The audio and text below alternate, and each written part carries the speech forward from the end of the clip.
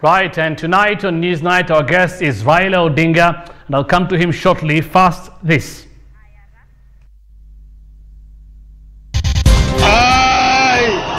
Hatuwezi kuwa na marais wawili katika nchi. Kama tungeendelea namna hiyo, Kenya ingesambaratika. There are issues we can sort out without reference to any referendum.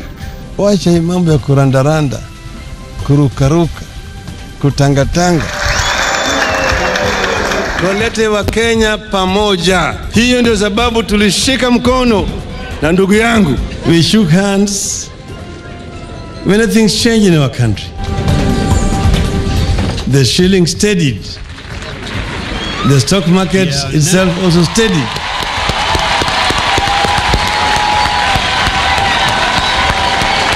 Thank you so much. Right, and thank you for joining us, and thank you for making time for us tonight. Of course, I'm already welcome, and he has welcomed us very well to his home in Karen, the Right Honorable Raila Odinga. First, I honestly do not even know how to refer to you, notwithstanding your status that is arguably unrivaled in this country. After the handshake, it's very difficult for me and many, I presume, to refer to you. Is it NASA leader? Is it opposition leader? Are you a government insider? Guys have also talked to you about a special envoy, seeing you moving from country to country, talking to some heads of state. How do you refer to you? Hussein. With all due respect to your status. Well, I'm just myself, Hussein. You can call me whatever you want to call me. Some people call me the former prime minister. I don't know who is the current prime minister, because there can only be a former if there is a current. But also some people call me the people's president. And people call me the leader of NASA, the leader of ODM, and so on and so forth. So I'm all those. So you'll be okay with whoever is also calling you a government insider now, or a special envoy? No, as you know, I'm not in government.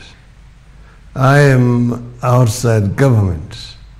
If I was in a government, I would be having a specific title. As the opposition, or as what? Outside government? I am a member and the leader of NASA, and I'm also leader of the ODM. But as you know, there are parties in parliament and the party outside parliament. Okay. So I lead the party outside parliament. All right. I'll come back to all these issues of NASA, because as you say this, your core principles are already talking about NASA being moribund. Some have talked about NASA being dead already. But first, what are we exactly witnessing about Raila Odinga after the handshake? And when I was making this reference in terms of how do I refer to you, I'm talking about after the handshake. I mean, is it another transformation or return to the era of politics of cooperation as what was witnessed between KANU and NDP in 2001 and 2002? Are we seeing the same thing right now? So we are talking about two very different historical circumstances. Okay. In 1998, we had just been through fairly divisive elections. And that time we were talking about a constitutional amendment or constitutional reform, which had eluded us since the time that we had reestablished multi-party democracy. So we realized that it was not possible for the opposition alone or the government alone to embark on the process of constitutional reform. So we needed to bring all the stakeholders together. That's why we then in NDP came up with a policy of cooperation among all political parties. That's very different. Post forward, and as we did that, we then kick-started the process of constitutional reform. Right. And we eventually came up with an act of parliament. I was appointed the chairman. I then chaired the committee that appointed the commission, including Professor Yashpal Gai. Fast forward to now 2017. As you know, we had disputed elections in 2017, unlike in 1997. The Supreme Court nullified the elections and ordered a repeat and which we did not participate in for reasons that we gave. Yes. Thereafter, there was now a complete stalemate in the country. We had said that if the results are not done the way we expected them to be done, if they have been messed up with. Right, you are not going to accept them. Accept them. All right, and of course there was a fresh election order that you obviously did not participate, as you cited, the issues that was supposed to be put in place were not put in place. Yes. Fair enough, and then the handshake happened. My question, why I talked about what happened before in 1997 and that merger, is what is the end game? Are you going to join government formally? Before then, we heard you talk about similar things: unity, ending ethnicity, fighting corruption, and ultimately we saw you coming in named as the Minister of Energy later on. So are we going to see you formally join government with this after the handshake? No. The current setting. First, you need to understand how we came to this. First, before you ask me what I'm going to be doing. Okay? As you know, there was a stalemate because Uhuru had been sworn in as the president on the 28th of November. And then I also took oath on the 30th of January. So we now had two parallel groups in the country, two presidents, both sworn. One legally. Constitutionally. Legally, there are no issues about that. Although that is a fact, But isn't it? okay. One Yes. was legally sworn in here. So what I'm talking about is that so the country had moved to the precipice. And at those times is when you need the counsels of goodwill. Because on one hand, our people said, now that we have been sworn in, let us now move this to the next step. Let us now order the removal of all the presidential portraits in all public buildings, Right. in our strongholds. Right. Put them in a heap and burn them. And then let us begin to now collect taxes from the businesses and begin to run our affairs. That was one extreme. On the other side, there was now pressure on the president to say, well, we had said that if Raila is sworn in, he will have committed an act of treason. Arrest him and charge him with treason. That was the other side. So we were now looking at each other. And that is the times when you need the counsels of goodwill to prevail. And that is what happened here. That is people who organized themselves who then began this journey of facilitating dialogue. Between you and President Kenyatta? Yes. So how did that come about? That is not an issue that I want to discuss now. Here? Yeah. Of who approached who or what happened? Yes, you know. Okay, I'll leave it at, fair enough, I'll leave it at that. Maybe we'll know about it after a while. I'll come to other questions later on. Now, you've talked about this handshake. First, and in other references that you made later on of the handshake, you keep talking about the MOU between you and President Kenyatta. We saw that statement you made on March 9th. We did not see any, I don't remember reading anything about an MOU. Was there an MOU between you and Kenyatta other than the statement, or are you referring to that statement? No, there is an MOU that was signed by both of us. And that MOU has actually identified 9 key issues that we want to see tackled so that we can take this country back on track. Okay. Yes. So this is the MOU you're referring to? Yes. There's no other agreement you've had with Kenyatta that is not in public in that statement? There's nothing. There was a statement that then we issued. Yes. Which was basically explaining the background to that MOU. That was there. Right. The MOU was not read. But so there was an MOU, but it was not made public? But no, it was given to the media. The MOU that was signed by myself and Honorable Uhuru Kenyatta was given to the media. It has been publicized. Okay. It has identified 9 key issues that need to be addressed. Right, and I'll come to those 9 issues again later on. So that is what is in the public domain. With all due respect then, because you've talked about what happened in terms of, and we remember NRM making these demands and saying that they're going to ban the portraits, they were going to charge taxes and all that. With all due respect to the handshake, there are critics who perceive their handshake, and especially you now, as a sellout or an opportunist. Some even call you a betrayer. That after the spirited struggle in which actually some people died, and you know that very well, with the quest of electoral justice being at the pinnacle, you still went ahead. They say you actually just abandoned it all and went ahead for the handshake. Then there are options. One option is to go on with the mass action, as they call it. We had 3 options. One was to come invoke the Article 1 of the Constitution, popular amendments, so that we could force another run of an election. And that we were going to then pass resolutions, draft a bill, collect signatures, take it to a commission, then to the county assemblies, and then to parliament, and so on and so forth. The second one was the mass action, to take the people out on mass action indefinitely until finally the government surrenders.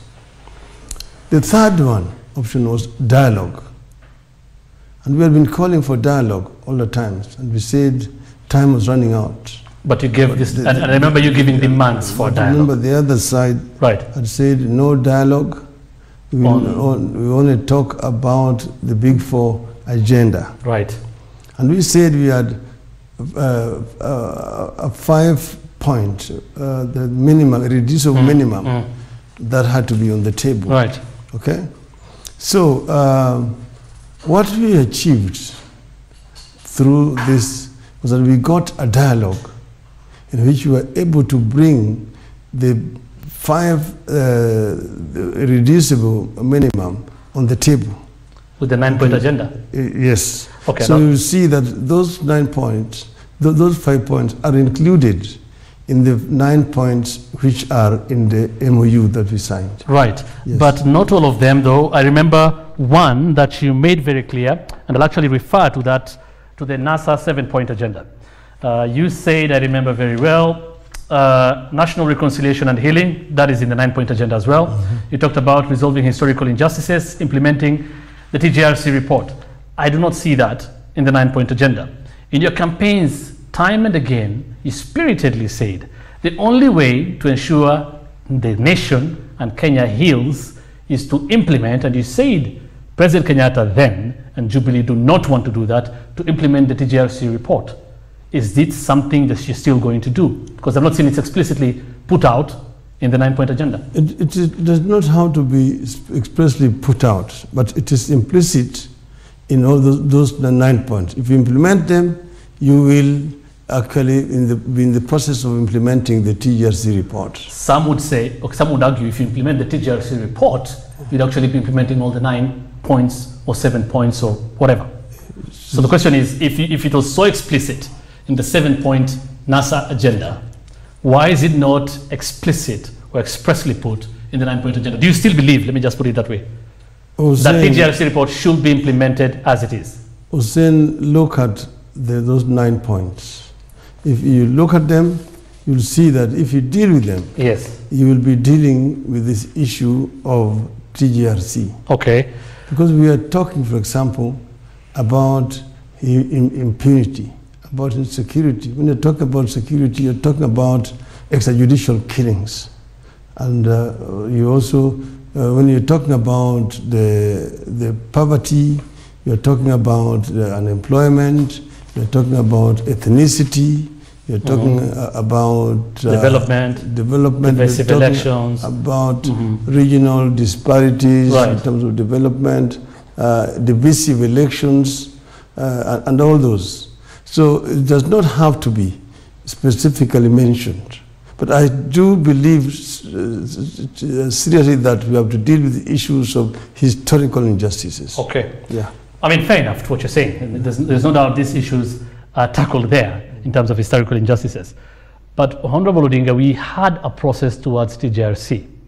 I'm emphasizing on TJRC because you emphasized it for almost 2 years of campaigns as the leader of NASA.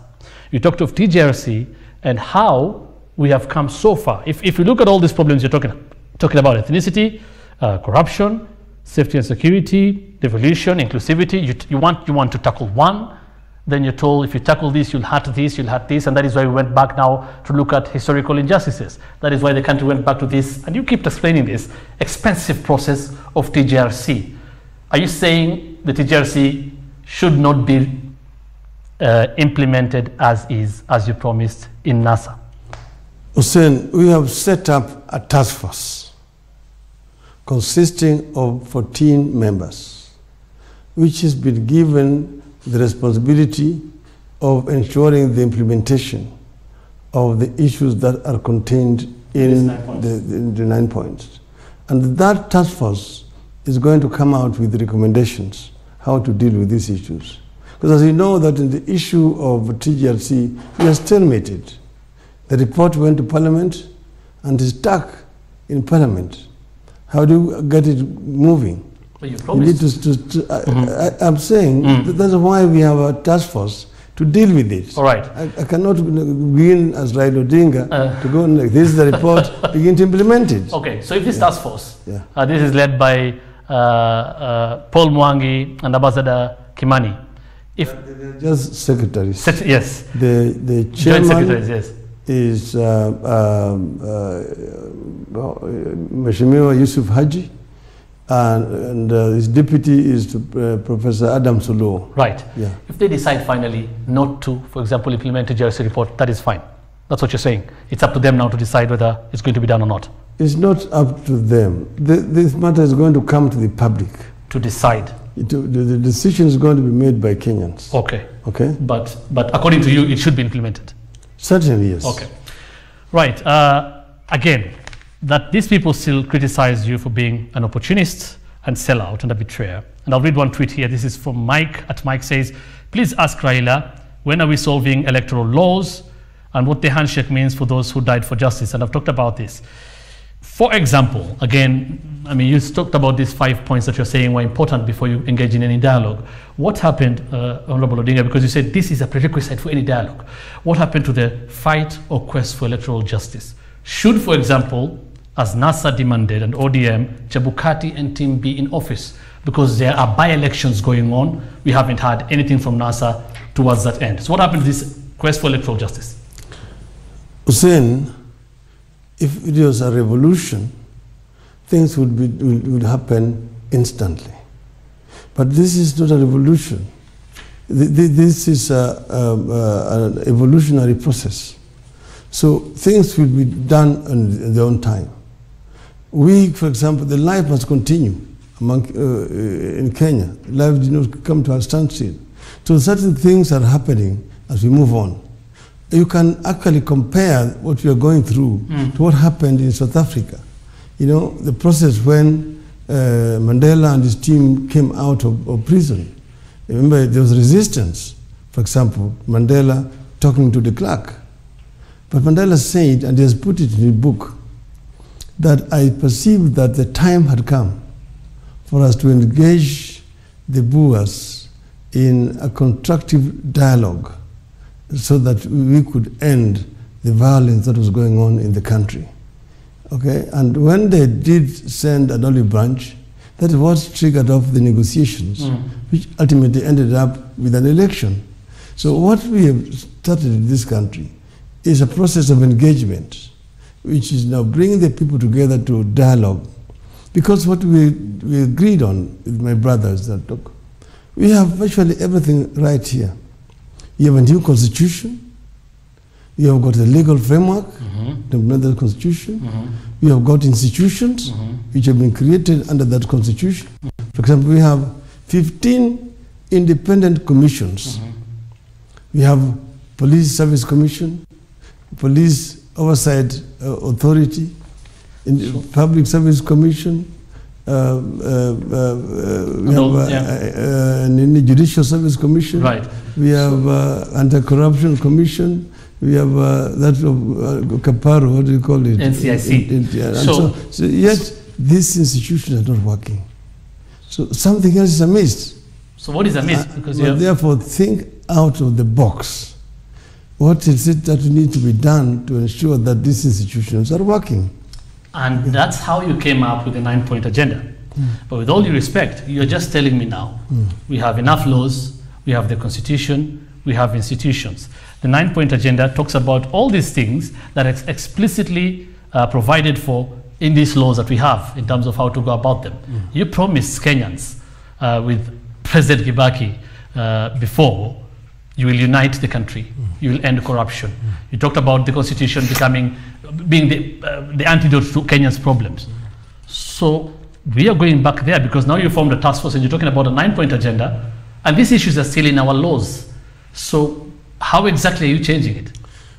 They say that extraordinary situations require extraordinary measures. Take, for example, corruption. Before the handshake, we were standing this side and the government was the other side, and we were throwing stones at them. The NYS, remember, when I came up with it, you said I was lying. And in fact, some people even took me to court. We talked about the Ministry of Health. We even talked about the Serious Board. We talked about Eurobond. Yes. And all the times the other side was defensive. But don't you see, ask yourself, what has happened so that now, all of a sudden you can see prosecutions? Because there's a paradigm shift. Things have changed. Most people have not seen it. But things have now changed so that now the government is acting, people are being arrested and being taken to court. Okay. This is one of the outcomes of the handshake. All right. And with all due respect to that, we've also seen people being arrested before the handshake. We've seen people being charged before the handshake. What Kenyans are really waiting for to see ultimately is convictions. But these are cases that are in court, and we'll see what will happen ultimately. So, in other words, you're telling me, Honorable Odinga, you're willing to compromise on some of these issues you were fighting for a better Kenya, for example, electoral justice. I'm not compromising. For example, I've just given an example of corruption. What is happening is not a compromise. Okay. It is now implementation. Okay. And when it comes to the issue of electoral justice, we are going to do exactly the same thing. Right.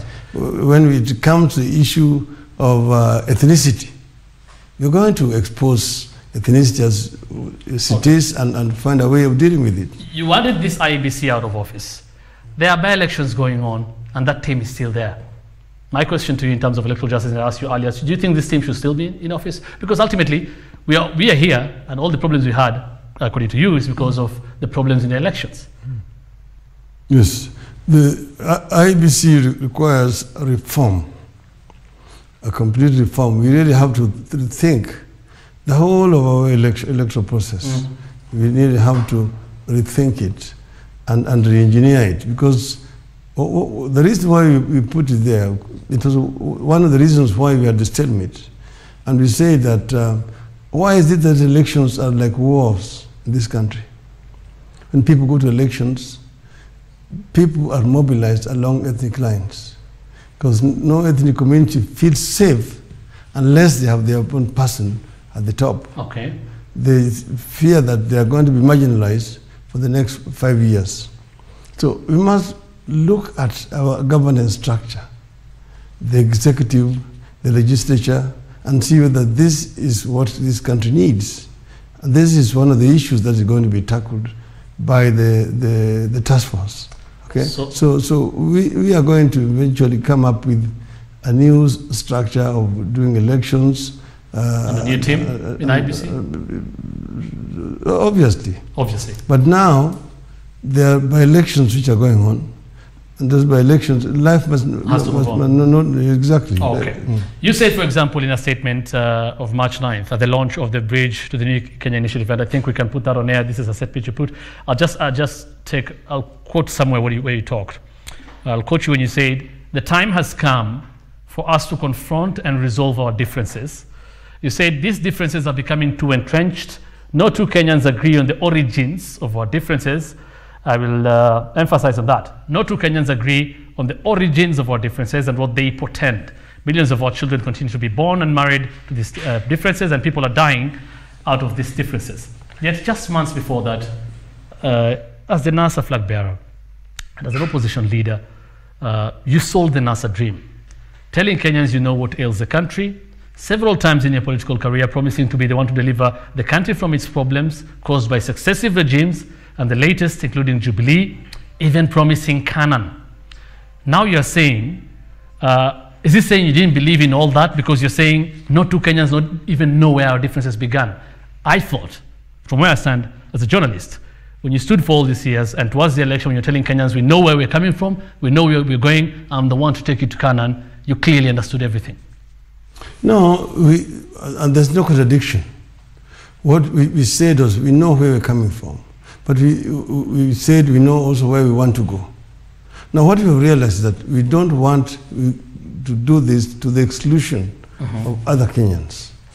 And that's why we said we need to engage in the other side whom we were fighting, so that we can be able to create one united country.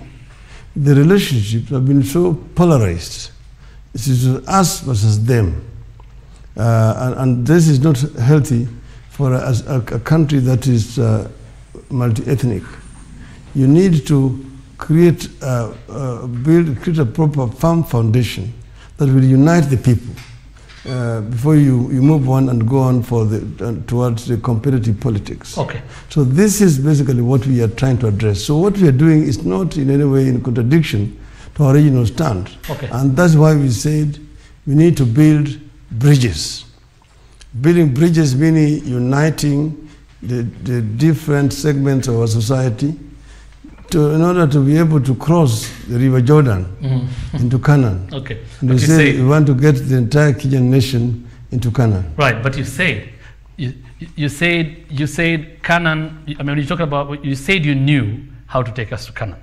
Okay, you said you knew, and maybe what I'm looking from you is to tell me whether by doing this you have said, again, I'll use this word for lack of a better word, maybe that maybe you're going to compromise on this for the sake of Kenyans to try and start a new chapter. Because Honorable Odinga, you said it is Jubilee that is messing up the country in terms of ethnicity.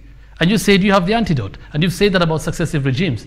You said the same thing about corruption and other so many ills. And you said you knew clearly how to take Kenya to Canaan or to greater heights. But now you're saying you have to build bridges, meaning you're ready to compromise, yet you know what you said before. You're ready to compromise on all that just to say, fine, let's start a new chapter. Is that what you're saying? So that maybe I move on from this? You know, what I'm saying, Hussein, is that, look, we agreed with President Uhuru Kenyatta that we need to bring our two forces together. And then in doing that, then look at these other issues which are dividing this country and deal with them. And there will be no compromise in this regard. So we say it, for example, if we stand together, we can be able to deal with this monster called corruption. We can deal with the issue of ethnicity. We can deal with the issue of disparity in growth in the country. We can deal with the issue of divisive elections. Okay. So that we create a conducive environment for democracy to thrive in our country. See, at the moment, democracy cannot thrive because people just use, build ethnic blocks for the purposes of winning an election, and once that is done, that's the end of it. Okay. So that's the reason why you can see what is happening here. We are re-engineering the Kenyan nation. All right. You see, because we want to ensure that all the institutions of governance in this country work, that they deliver. Okay. We want to ensure that Kenyans look at each other as brothers and sisters, that they don't look, at the moment where we stand, there's a lot of tension, there's a lot of anger among the people of Kenya. And that is what you wanted to cure first. See, the young people who are trying to get jobs, they know that their names alone can either be a blessing or a curse. Okay. The moment you mention your name to the panel, you've either gotten the job or you have lost it. So these are very fundamental issues that we need to be addressed. Okay. Yeah. I'll come back to, I want to talk about the push to have the constitution changed and the system of governance, and I'll come back to that later. First, there's been concerns from your co-principals in NASA who say they were shortchanged. Of course, that is in the past, but they say you left them out of this, you blindsided them when you went to do the handshake. Yet you're saying this is for unity and it's for the sake of Kenya. How do you respond to this? I have not left anybody out. We had agreed that what we were engaging in was talks about talks. This happens all the times. Internationally, I can quote you several historical instances where there have been talks that are initiated and then they lead to other talks. So these talks had to start somewhere. And we agreed that the first talks will be between the two of us. Uhuru did not bring anybody, neither did I bring anybody to the table. But when we finished talking, I took then time to go and brief my colleagues, and we went to a resort called Stony Athi, where I gave them a blow-by-blow account how this talk started and how we arrived at the MOU. And my brother Uhuru Kenyatta did exactly the same thing. He also briefed his team how this came about. So there was nothing secret about it. Okay. They felt it was not right. They had statements towards that effect. But most of your people in NASA have, or your colleagues in NASA have made their peace with that. Except, of course, what we've seen, the Ford Kenya and the leader, Moses Wetangula, what he has been saying lately. He's actually talked about NASA as being moribund. He was not happy with what happened in Stony Athi. I hosted him last week, and he said he could not react in public where you were before all those people. But he was not still agreeing with your explanation that you gave them as to why you had to go and meet President Kenyatta. He actually says NASA is moribund and NASA is dead and blames you. He actually calls you a dictator and blames you for removing him as a Senate minority leader in the Senate. I really don't want to discuss Honorable Moses Wetangula in this interview, except to say that he's entitled to his views. As you know, I'm not a member of the Senate. I have no vote in the Senate. But for record, it will be remembered that I instructed the Secretariat of NASA to write a letter to the Speaker stating that our leader as a NASA alliance in the Senate is Honorable Moses Wetangula. That letter is on record. It was even made public. The Speaker, of course, took a completely different stand in saying that that letter was not accompanied by minutes from the summit. But you remember the original letter, which appointed Wetangula, did not have any minutes. But instead, now he agreed with the resolution of the members of the Senate who had resolved to remove Honorable Wetangula from the leadership. So I don't want to be dragged into the internal wrangles within the Senate. He's already, yeah. Wetangula himself is very aware that I wrote a letter nominating him as the leader of in the House. He later on said that was all. I mean, that was all a show, and actually said it was almost rehearsed when you met with the senators, him included, and he had to endure abuse before you from the senators. Because and he says you actually did not protect him when that was happening. But we were with Honorable Kalonzo Musyoka in that meeting. And Honorable Kalonzo Musyoka can bear me witness that I pleaded with the senators to spare Honorable Wetangula. But then, and all those senators from across board, not only ODM, Wiper senators, ANC senators, the only one, Wetangula was the only senator from Fort Kenya. Therefore, he could not get enough support. But then, all of them, some of them even said that the marriage has been irredeemably broken, that it could not be repaired. So me and Honorable Kalonzo Musyoka were frustrated, but there was nothing we could do to salvage Honorable Wetangula. All right, we'll leave that at that. Of course, he has his views. I have to ask you this, because this is the first time you're talking after the handshake. The events of January 30th and what happened then. We've had so many versions. We've had the issue of the Nigerian number that you were using, and you told, supposedly, because I told you we've had so many versions, that you told Honorable Wetangula, Kalonzo Musyoka, and your colleague Musalia Mudavadi, stay away. I'll tell you when it's safe. I'll call you. Then we'll all go to Uhuru Park.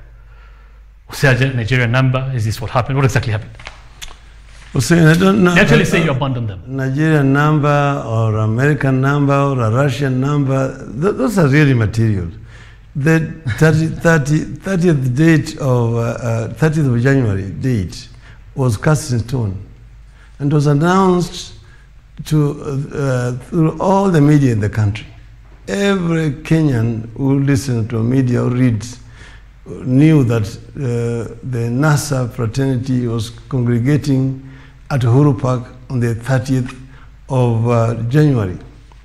And over 500,000 people came to that function. And they knew that the meeting was going to start at 10 o'clock. We eventually started at 2:30, getting to 3 o'clock. So who wanted to go there, went there. Who did not want to go, did not go. So I don't want to be blamed that I was going to call somebody to come and so on and so on. Those are excuses. There was no such agreement that you're going to tell them when to come. The agreement was you're all going to be there or what? There was no agreement. We had agreed that we would come, and the people decided not to come. I don't want to go into details, Hussein, but the fact is that those who wanted to come came. Those who did not want to come did not come. So let's put it, let it rest that way. Do you think there is a source of acrimony in NASA, because ODM legislators, including the Secretary General Edwin Sifuna, has talked about that there are no show on that date, and so did Orengo. He talked about that. You have no right to claim to be included in a dialogue, yet you did not even come. That was a litmus test for you to come for the swearing in, the mock swearing in. I mean, I did not take it against anybody who did not come. Because after all, I was the one who was going to take the oath. And that's how we had agreed. And I turned up and I took the oath. But you waited for them, definitely. Were you waiting for them? Because it was getting late, and the ceremony had to proceed. So I don't want to apportion blame who came and who did not come and why they did not come. But did it disappoint you that they did not show up? No. It did not disappoint you? It did not disappoint me. You expected it? No. It was attendance by choice. If you didn't feel like attending, you had the option of not attending. Okay. Yeah. For those who have been criticizing you, I'll be talking about this in bits and bits. You're talking about the swearing in, mock swearing in. There are people who have been charged or charges preferred against them in court, including TJ Kajwang. And of course, the person who was standing next to you. There was Orengo, of course, there was TJ Kajwang, and there was Miguna, who actually says, and I remember him tweeting, if I committed treason for swearing you in, addressing you, why haven't you been arrested? You, as Raila Odinga, detained and exiled like me. Why haven't I been taken to court if your handshake, he calls it a handshake in terms of money, with Uhuru Kenyatta seeks to reconcile Kenyans. Why am I not in Kenya? Be honest with Kenyans. Hussein, I want you to spare me that question. To spare you. Because you know what I tried to do for Miguna, and you know how he has treated me, and the kind of things that he has said about me. Please, I don't want to talk about one Miguna. Okay, Honorable Odinga, but I'll just refer to what you said recently in Machakos. When you talked about this handshake and how it came about, you said after swearing in, and I quote you, this was on July 10th, after swearing in, I learned that Uhuru was under pressure from his core Jubilee supporters to arrest me, and you've actually said in this interview, and drag me to court on treason charges, but he declined because that could have plunged the country into endless protests and chaos. And you continue to say, our people had already agreed to gather all the presidential portraits and burn them. So ultimately all this led to the handshake. You were not charged with that treason. Somebody else had charges preferred against him on that. I'll not say, but let's not say the word Miguna if you don't want to talk about Miguna. If it is him or anybody else, is it fair to them that charges are preferred against them? Certainly not. Certainly not. Those are all the issues that are being dealt with. Mm-hmm. The issues not only of the cases which are in court, the issues of deaths like those of Sando, and deaths, a number of people who died, and so on. Those are some of the issues that are going to be addressed. So are we going, for example, to see compensation for these people, or redress, legal redress for these people who lost their lives in your struggle, in the NASA struggle? That is the issue that is being dealt with by the task force that we have set up to deal with this issue comprehensively. Okay. Yeah. Again, for these people, I mean, it's not Miguna alone. I talked about TJ Kajang as well. But on this issue, I remember interviewing James Orengo a while after just a few months after the mock swearing in of the handshake. And he made it very clear that the issue of Miguna and the rest who were being charged or charges preferred against them was to be handled by this handshake. He actually said it is one of the prerequisites. Is that the case? Yes. So we're going to see something about it? Yes, definitely. Okay. Definitely. Right. Honorable Odinga, there's another, apart from what happened in NASA, there seems to be something else that also happened in the Jubilee Party. With Deputy President William Ruto, and you've said it again, you said that both you and President Kenyatta decided that you're not going to include anyone else in those talks initially. Deputy President Ruto was interviewed, I think 2 weeks ago, and he talked by my colleague Mark Masai, and he talked about, in media, that is my colleague in media, he talked about President Kenyatta asked me to leave out, you said President Kenyatta asked you to leave out your brother Musyoka, and you demanded, so it came from you demanded that Ruto be excluded? It came from you? I'm not aware. But that is what you said? I'm not aware. I'm not aware. Okay. Did you ever demand that Ruto be excluded from these talks? No, this was supposed to be the talks between the two people who had taken the oath of presidency. Okay, so this is what Ruto said in that interview, and I quote him. A lot of stories have been peddled around as to whether William Ruto was aware or not. This is one decision Uhuru consulted me, that is William Ruto, and asked for my views. Much as I heard Raila say I was not in the know, I do not know how he arrived at it. I'm not aware, because I'm not in Jubilee, so I cannot confirm or deny whether he was consulted about. He was consulted, but what I knew was that no one else was consulted. So you talk of unity and uniting the country, especially now with you and President Kenyatta and all these things you're promising in the 9-point agenda. You came together for the sake of Kenya. Was this to the exclusion, for example, of the deputy president on your part? And this is why I say this. Why should ODM, for example, as a party, and now today you're actually starting disciplinary action against two of your MPs, Aisha Jumwa and Suleiman Dori. Why would you ODM caution its members supporting Ruto? Yet the handshake is between you and President Kenyatta, who Ruto deputizes in the government, and they are together in the Jubilee Party, and Ruto also supports the handshake. Hussein understood, this matter must be understood clearly. I've told members that, look, Ruto is the deputy president. If you want to come to your constituency for a function, by all means, welcome him. and do the functions with him, because he is part of the government. What we agreed with the whole was that we are not going to be talking about 2022, because he said we must fix 2017 before we begin to talk of 2022. That is all. That was part of the discussion and agreement, that we don't want to put the country in a campaign mood before we have dealt with all these issues that led to the crisis last time round. So we say that time is going to come when people are going to begin to do the campaign for 2022. Okay? So that is the only reason why you can see the party trying to restrain some of its members from campaigning for 2022. They say it's about development. Because you're supporting development in the 9-point agenda, together with President Kenyatta, again, who works with Deputy President William Ruto. I don't know how 2022 becomes part of the development agenda. I don't understand. Okay. How Isn't development agenda, for example, in 2013 to 2017, there was a development agenda for the Jubilee Party that they used as a platform to campaign for the 2017 election. They had a pact that they'll support William Ruto. So the development agenda again continues for them to be used as a platform to campaign again in 2022. Yes. But the time of campaign is going to start come, Hussein. You cannot be campaigning from year 1 to year 5. Then when are we going to be doing development? See, that is the wrong way to do it. If you go to established democracies, they will start campaigning after midterm.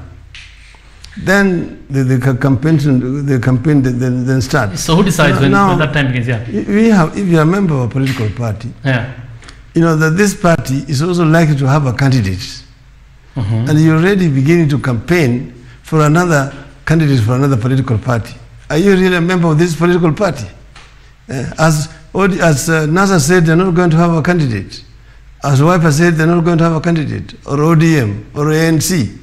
See, so that is the reason why you say that those members are out of order in beginning to campaign before their party has started campaigning. Okay. In their defense, they are saying, and what Ruto's team is also saying, is that they're talking about development agenda.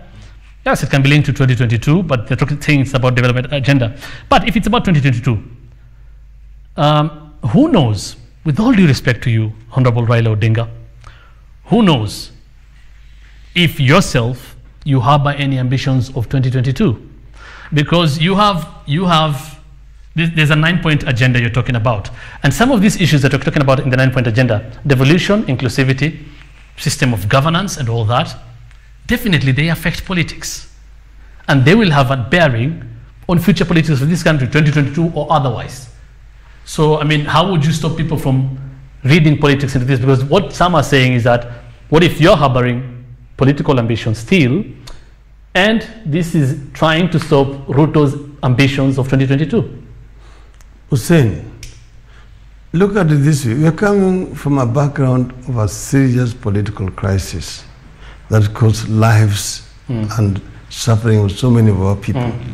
And we say that until and unless we resolve the issues that brought us to the precipice, till we fix the issue of 2017, because that was the bone of contention.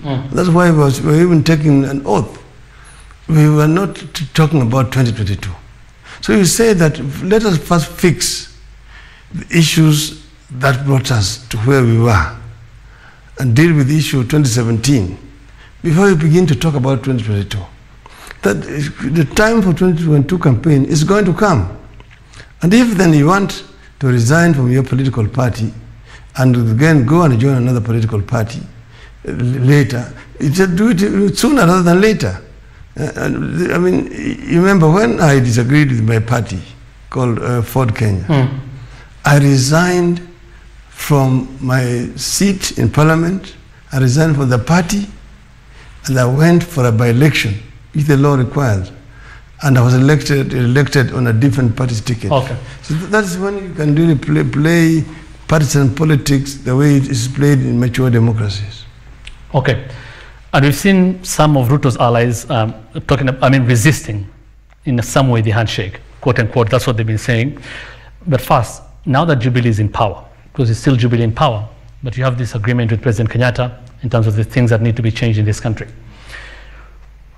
What should take precedence? Is it the Jubilee manifesto, because Jubilee is still in power, or this 9-point agenda? Because some of this 9-point agenda, all of this 9-point agenda are in the Jubilee manifesto. What should take precedence according to you? You see, we are not in Jubilee. You are not in Jubilee? Yes. But the president is? The president is. And the president has got a clear platform and on the basis of their manifesto. And that's why they came up with the big four agenda. Right. So that's what is implementing. Okay? But at the same time, we agreed that there are certain issues that we need to rectify. Some of them actually reinforce the big four agenda if they're properly dealt with. Like dealing with the corruption help because there will be more resources available to implement the big four agenda. Dealing with the issues of ethnicity, dealing with the issues of exclusion, issues of devolution, and so on, will help, will complement the big four agenda implementation. So they are not mutually exclusive. Okay. And in all fairness, some of these issues are also in the NASA manifesto. They were in the NASA manifesto. Yes, but now that you say that, and you've said that very clearly, because this 9-point agenda has issues that are in the Jubilee manifesto. The question I'm asking is... Some of them. Most of them, if not all of them. It's actually all of them. Because they're talking about inclusivity, they're talking about corruption, all those things are provided in that manifesto. They were provided in your manifesto as well. So my question is, what should take precedence? Because there's also, let's give an example. There's corruption, there's inclusivity, ethnicity, how to end it, negative ethnicity that is, which you want this task force to handle. But there was a Jubilee manifesto on how to handle this. What should take precedence? Should these things be stopped so that the task force handles it, or what happens? Jubilee, if Jubilee were to implement it alone, they may not do it to our satisfaction. That's why we said we come together in between the Jubilee so that we can supervise the implementation of the 9 points jointly. Jubilee will implement the big four agenda on their own, okay?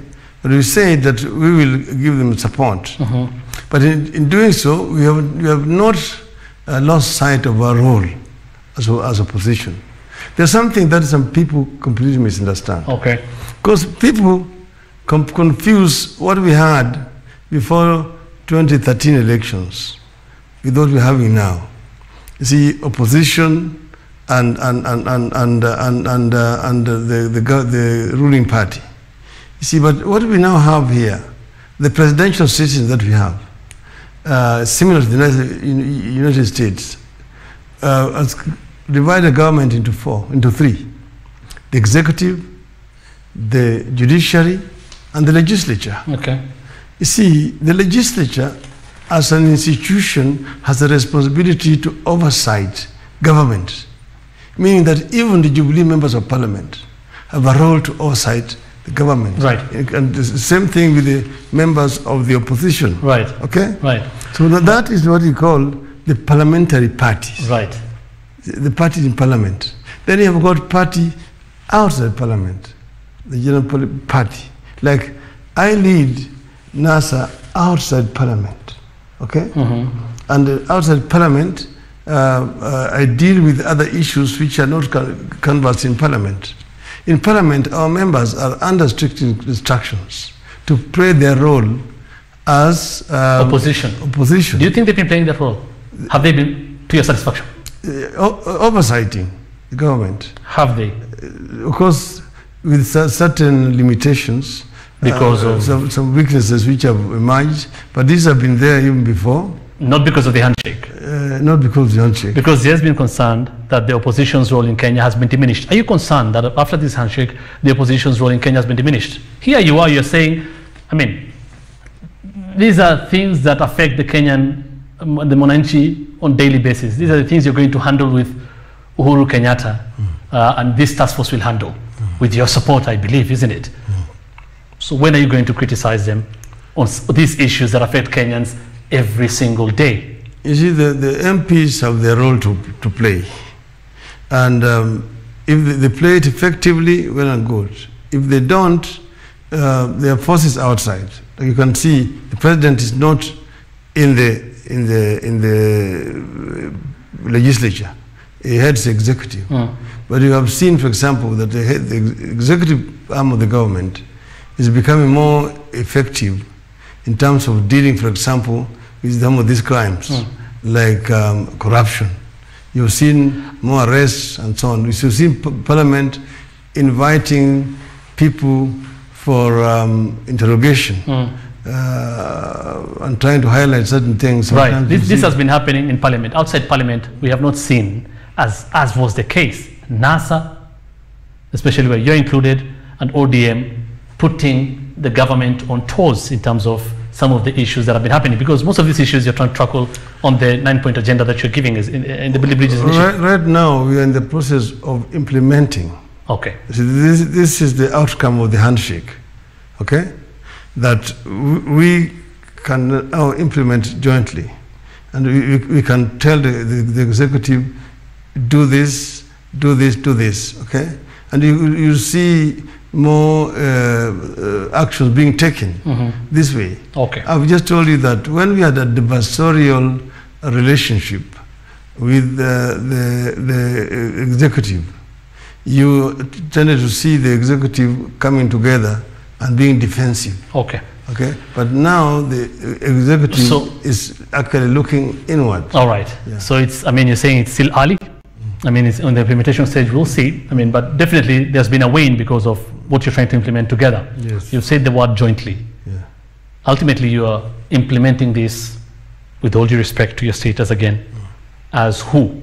Here is President Kenyatta, and what role will you be playing when you're achieving, when you're implementing this? Because I remember that statement that ultimately read, and if I can just get that, His Excellency President Uhuru Kenyatta and His Excellency Raila Odinga are proud to be Kenyans who stand here together as friends and compatriots in the great work of building a strong nation, and have agreed to roll out a program that will implement their shared objectives.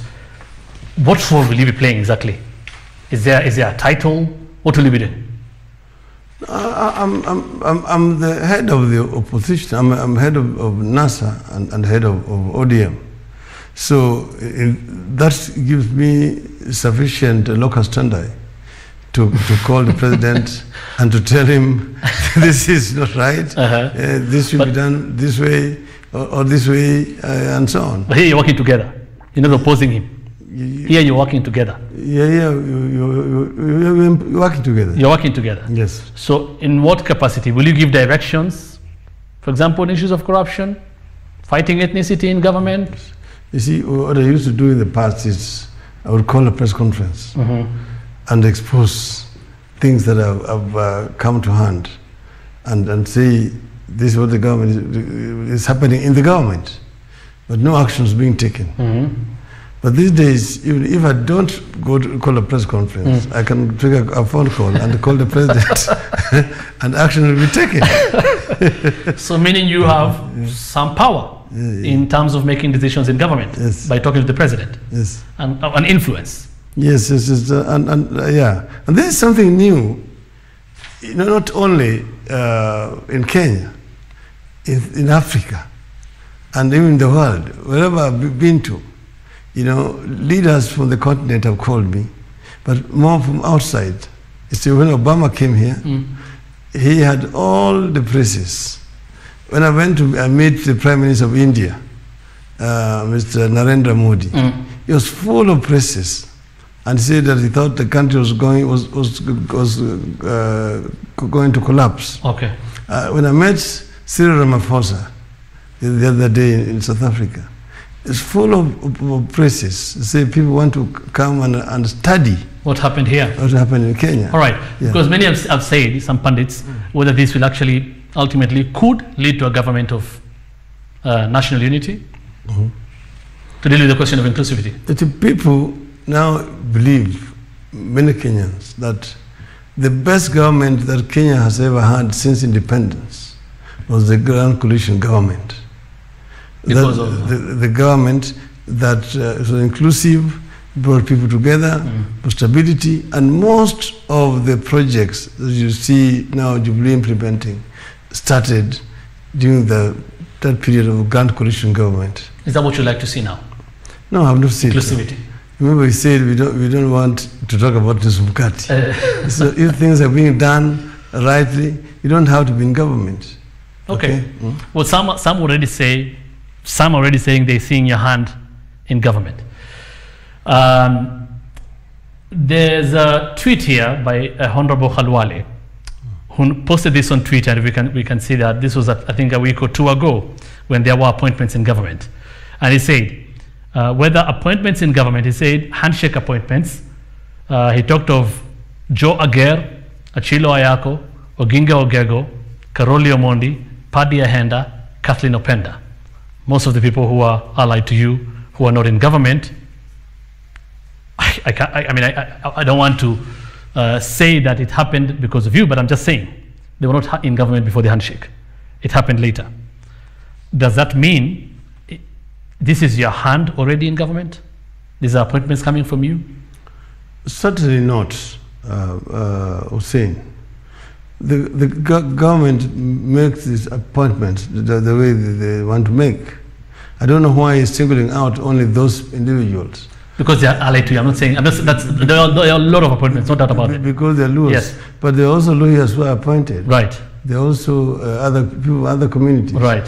Why? That tells you the mentality of the people like Boni Haluale. I think. But you're saying you had nothing to do with this at all? Not at all. These people are your key allies. You had nothing to do with this at all? Those are Kenyans. Okay.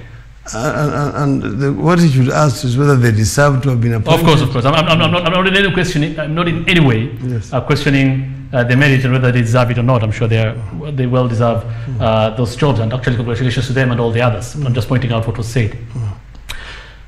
There's also talk of a cabinet reshuffle after this. After this was seen, after these appointments were linked to you by some, like Khalwale.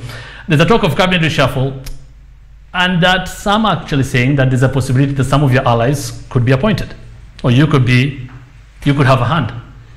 I don't know if you want to respond to that. No, I just read this in the media. Like the media is now very good at creating some stories. That like this last week they said at a 4-hour meeting, secret meeting with the whole in Mombasa, during which that didn't happen.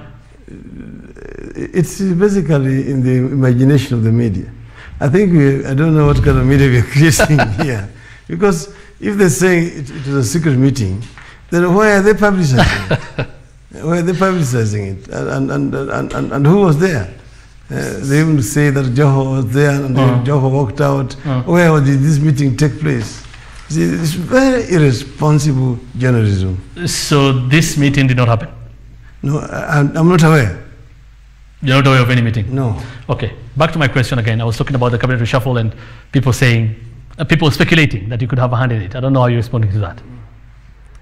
The possibility that there could be and that you could be having a hand in it. I am not in government, so I don't do cabinet reshuffle. Reshuffle of cabinet is the sole prerogative of the president. Okay, right, and who you're working with. Now, there was still very briefly as I wind up now, those people who talk about opportunism. I want to listen to a soundbite. This was on April 21st in Kakamega, in Shinyalu. You made remarks that could be interpreted as someone who went into the handshake for goodies that may come with it. If we can listen to that, I don't know if we have it. Okay, we'll play it, but let me just, because I had the quote. You said in Swahili, and I quote, wewe kijana, you're responding to Khalwale again, incidentally. You said, wewe kijana, baba yako alitoka alfajiri, kawe unalala, okay? Ameenda kuwinda na amerudi na nyama. Lakini wewe unamuuliza kwa nini hukuniambia unaenda kuwinda badala ya kumuuliza baba umeleta nini? Now we have that soundbite I hear. Okay. Sasa wewe Khalwale, ulikuwa unalala na baba yako ameenda kuwinda na amerudi na nyama. Wewe unasema baba, mbona hukuniambia unakwenda kuwinda? Of course, you're responding to them, and in terms of how angry they were not included in the meeting with President Kenyatta. Are you referring to this as goodies when you're talking about kuinda na kuleta nyama? Yeah, no, what I was responding to were these allegations of betrayal, and I was saying that, Yes. look, we were discussing serious issues of principle.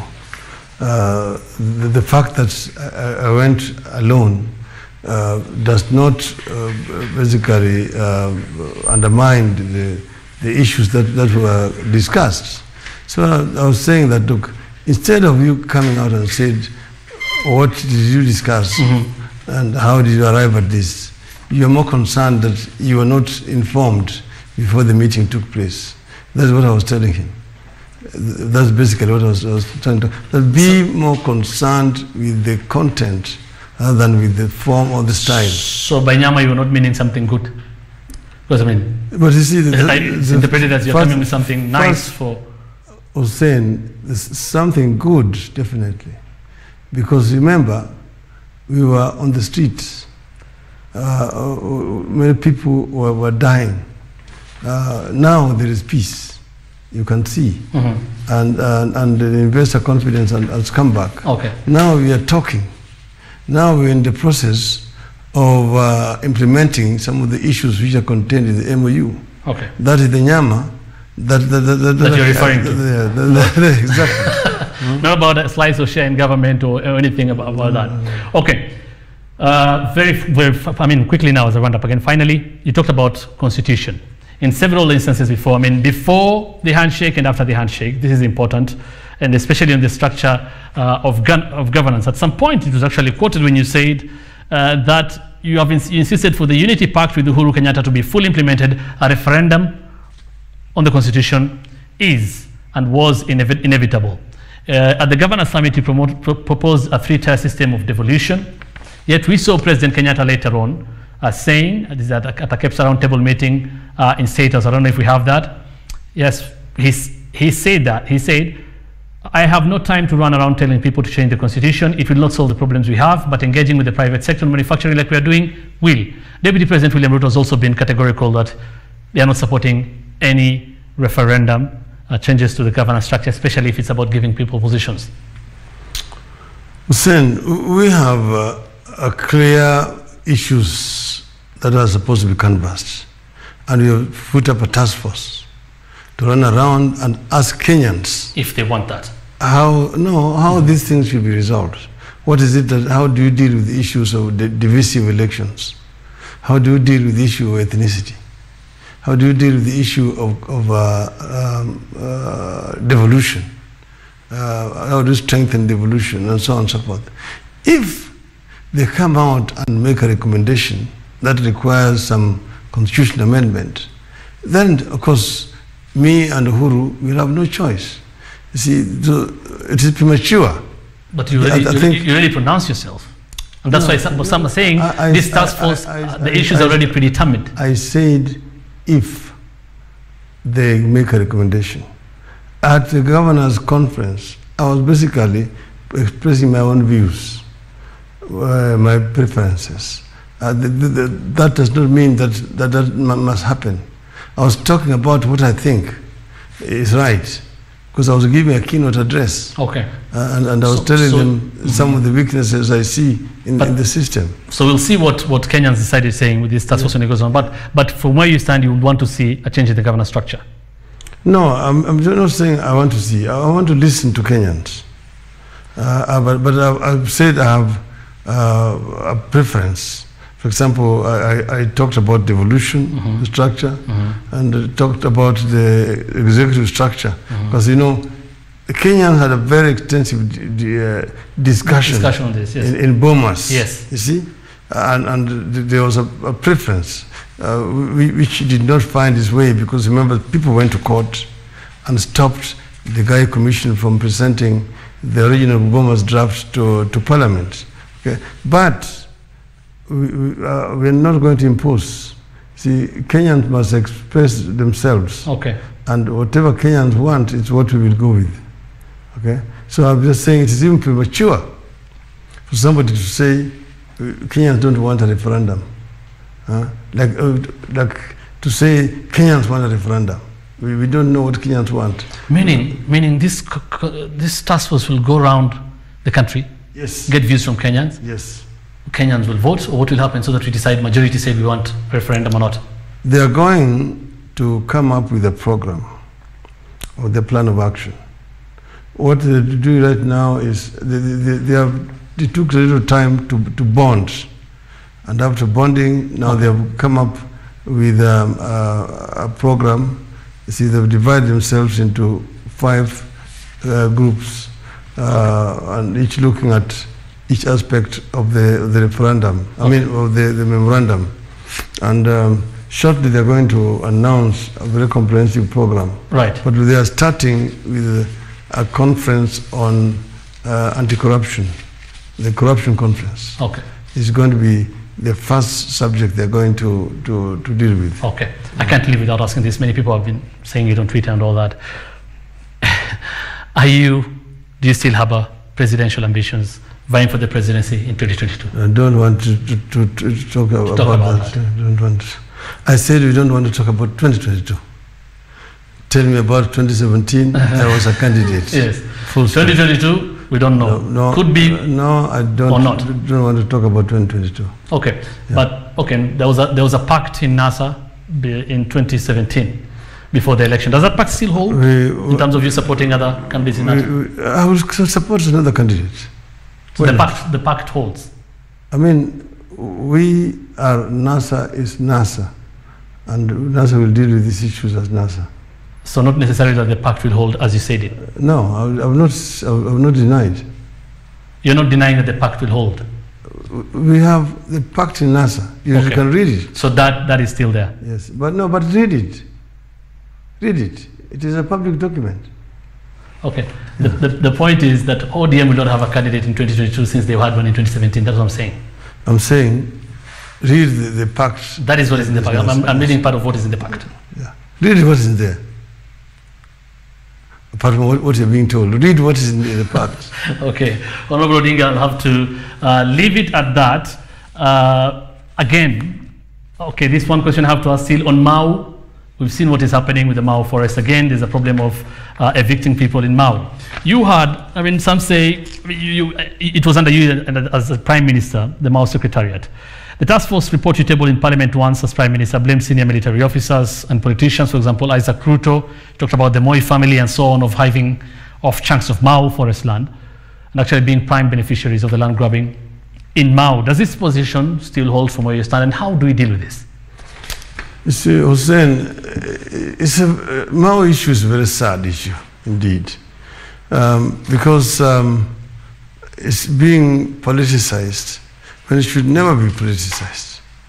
But I agree that, the politicians have a right to speak on behalf of their people, because that's where they get votes. So I really understand that. But this is an issue of which the country needs to be united. But when the politicians come and say there should be a humane way of dealing with the people, to give them some alternative places to go to, I understand, definitely. But see, Mau is the biggest water tower that we have in this country. And the cabinet, the one that made the decision last time round, it was not Raila Odinga making a decision, as was later on portrayed. And I said I was ready to put my career on the line for the sake of preserving the water towers. You can see the consequences of undermining the Mau. Over 100,000 hectares of land, of forest, has been destroyed, and people have settled in it. As a result of this, you can see you have extreme droughts, rivers drying at times, and then you have got the floods that come and cause havoc to the people. I think people should desist from inciting communities against each other and find a lasting solution towards the problem now. Towards the problem of Mau. So you think that evictions should go on? Or? find a way. Remember, we had a way of dealing with it ourselves. Okay. I remember I went even and looked for land, and then politicians went and told people, don't come out, camp here, we will protect you, and so on and so forth. So I think the deputy president was clear when he directed the minister Tobiko to set up a task force. Tobiko set up a task force, and the task force prepared a report. It's handed over to the deputy president, and he said that it was going to be implemented soon, quickly. See? So this is what the government is doing, and I think that the government needs to look for a way in which they bring the communities together so that there's not too much acrimony and suffering. Okay, thank you very much, Honorable Right Honorable Raila Odinga. Thank you for making time for us tonight. We really, really appreciate. You seem like you want to say something still. No, Hussein, thank you very much. I just want to thank the people of Kenya for the kind of support that they've given to this handshake project, building bridges project. I really want to assure Kenyans that if there's cooperation from all sides of our political divide, we can bridge the gap between our people and lay a firm foundation for a strong, united Kenya that the founding fathers of our nation wanted at independence, which they put in our national anthem. Democracy, unity, peace, prosperity for all of our people. I'm sure it is achievable, it is realizable. And I want to spend my life now trying to build bridges to ensure that we put this country back on track where it should be. Okay. And we wish you the best of luck with that. Thank you so much, Honorable Raila Odinga. Thank you for making time for us. Thank you. Tonight, we wind up there with our interview, as always, with Raila Odinga. There's a lot of issues we'd want to talk about. We're sorry if we didn't get to address all of them. We hope to talk to him in the near future. But thank you again for making time for us tonight. Back to you, Yvonne.